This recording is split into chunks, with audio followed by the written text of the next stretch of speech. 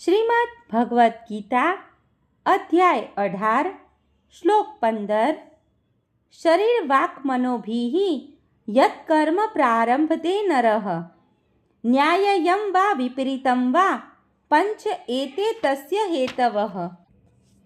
અનુવાદ: મનુષ્ય પોતાના શરીર, વાણી તથા મનથી જે કંઈ ઉચિત કે અનુચિત કર્મ કરે છે તે આ 5 કારણોના પરિણામે થાય છે.